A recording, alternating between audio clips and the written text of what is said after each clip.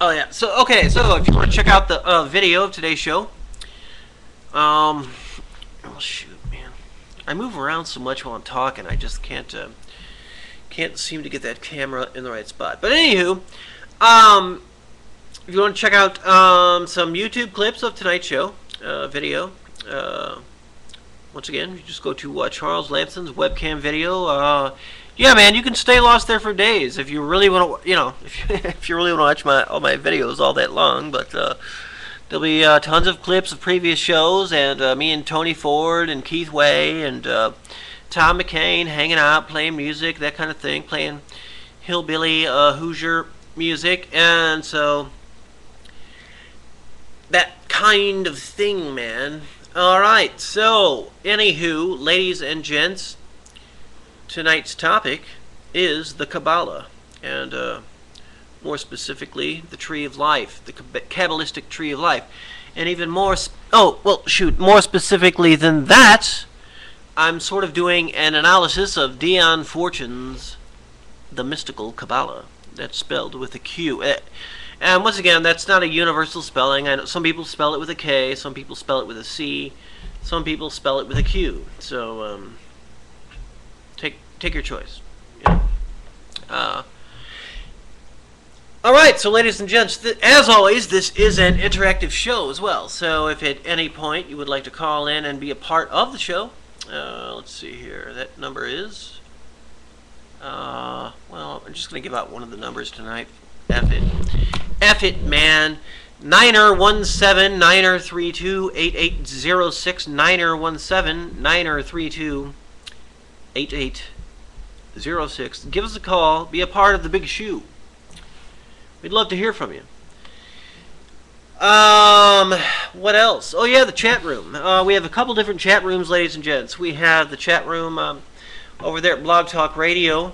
Blog Talk Radio gives me a chat room. You just go to blogtalkradio.com/Charles Lampson. Look for that chat link and come on in. However, not that many people hang out there. Most of my listeners who do choose to chat hang out at what is called Troofer Chat.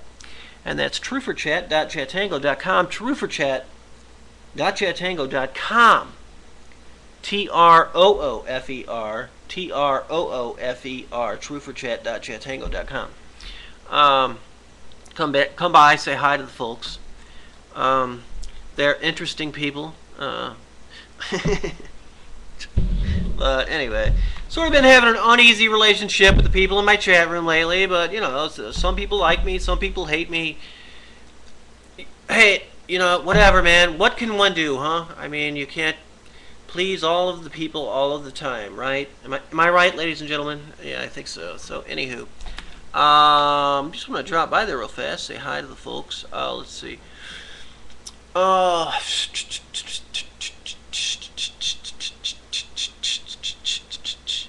Holy Christ. Oh, that's right. I let go of them. Well, I think I'll have to dig that up right now. Alright, truthforchat.chatango.com. I don't know. Maybe it was an act of God. But, I don't know. Let's see who's in there.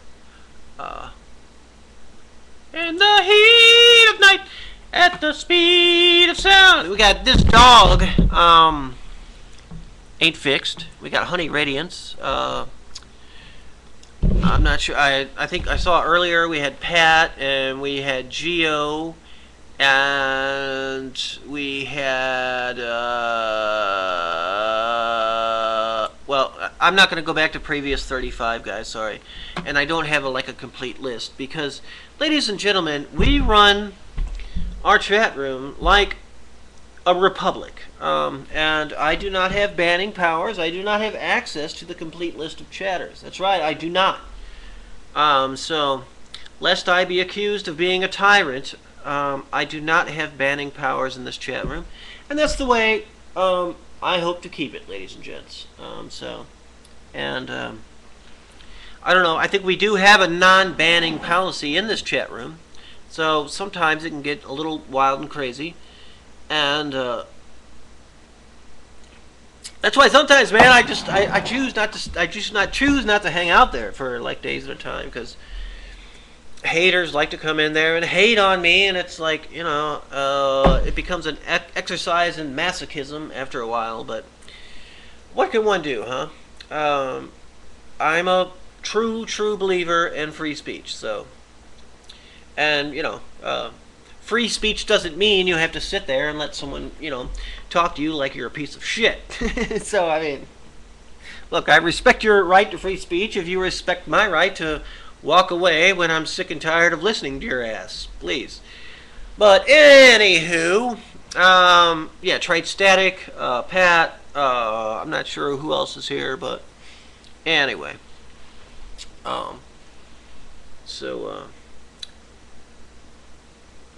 Gave out the phone number, the chat room. What else? Oh yeah, want to give a quick shout out to the boys at RevereRadioNetwork.com. Yeah, they're running my shows on Friday nights.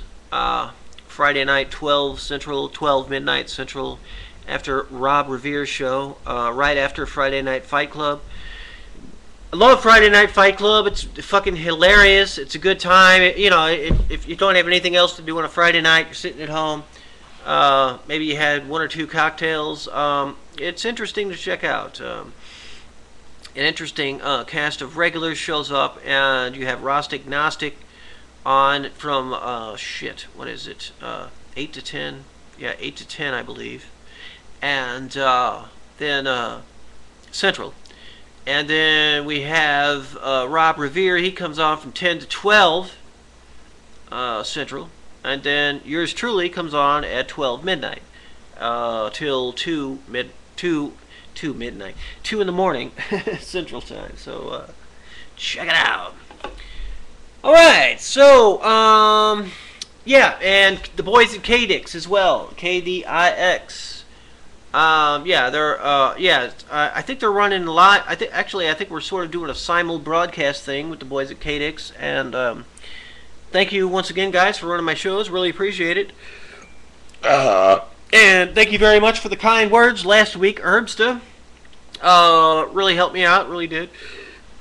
I was going through kind of a rough time last week, and Herbsta took out the time to talk me down off the ledge, and thank you, man, appreciate it. But anyway, yeah, so if you're listening to me on KDix tonight, or if you're hearing this archive on Rob Revere, you want to hear more of the show, I have tons of freaking archives, man, that are free for the taking. You just come to blogtalkradio.com/Charles Lamson. You look for that, yeah, just the archives are right there on the page, so check it out.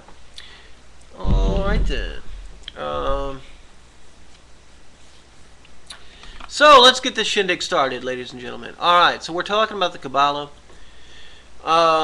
Where did I leave off last time? Okay, we were talking about... I started off talking about the different Sephiroth. The different, once again, ladies and gentlemen, yeah, if you want to hear a really good exposition on the Tree of Life, listen to all my shows last week. This is a very complicated topic, and I highly recommend also as well, what will help you tonight, look up Kabbalistic Tree of Life on the internet, look for images, and there'll be a diagram of what I'm talking about. I mean, aside from that, I'll be trying to paint a clear picture in your head. But with words, it's a little difficult, but I'll still be trying. But anywho, if these terms seem a little confusing, listen to last week's shows, or just keep listening to this week's show, because I think I'm going to be talking about this for all the rest of the week.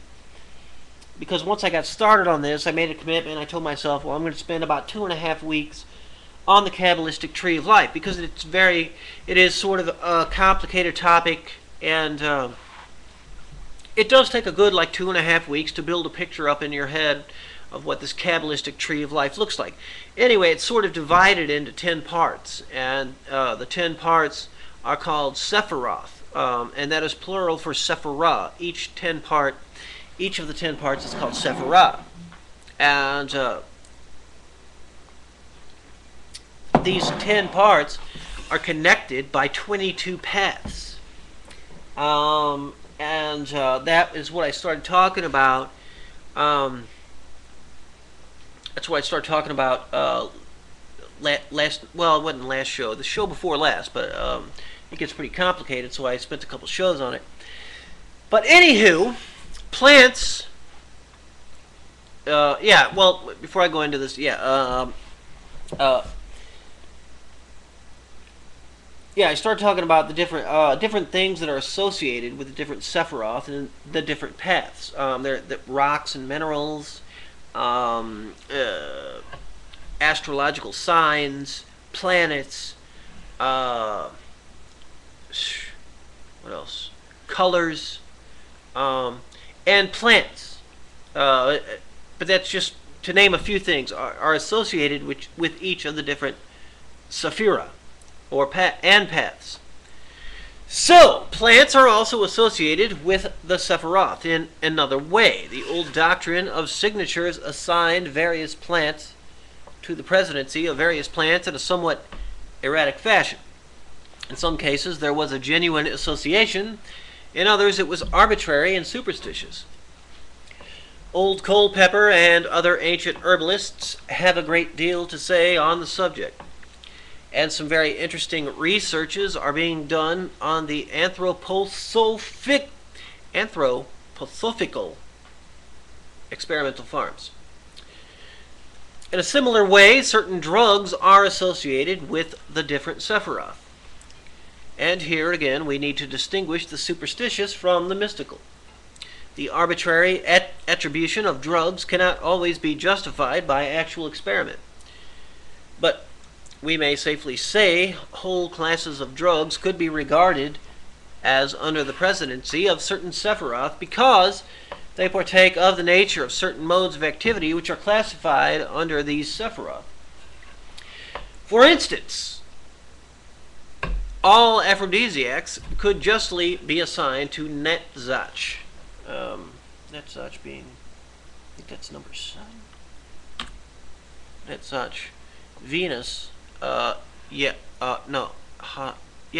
is number 7.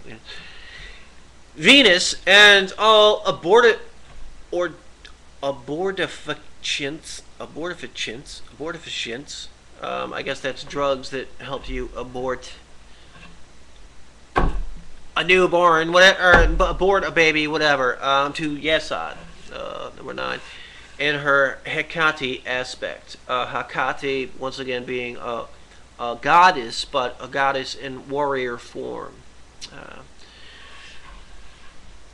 Analgesics to Chesed, mercy, and irritants and caustics to Gebura, severity. This opens a very interesting aspect of the study of materia medica, the psychic and psychological aspect of drug activity. It was this aspect which was especially studied by the initiate physicians such as Paracelsus, and it was the ignorant and superstitious abuse of this aspect by uninitiated physicians that led to extraordinary aberrations of folk medicine. The occultist knows that there is a psychological aspect to every physiological action and function. He also knows that it is possible powerfully to reinforce the action of all drugs by the appropriate mental action, and that certain chemically inert substances lend themselves effectually to the transmission and storing of mental activities, just as other substances are effectual conductors or insulators of electricity. This consideration brings us to the question of the association of certain precious stones and metals with different Sephiroth, an association determined by both astrological and alchemical considerations. As is well known to psychics, crystalline substances, metals, and certain liquids are the best media for conveying or storing subtle forces. Color plays an important part in the visions induced by meditation on the various Sephiroth. And it is found by experience that a crystal of the appropriate color is the best material out of which to make a talisman.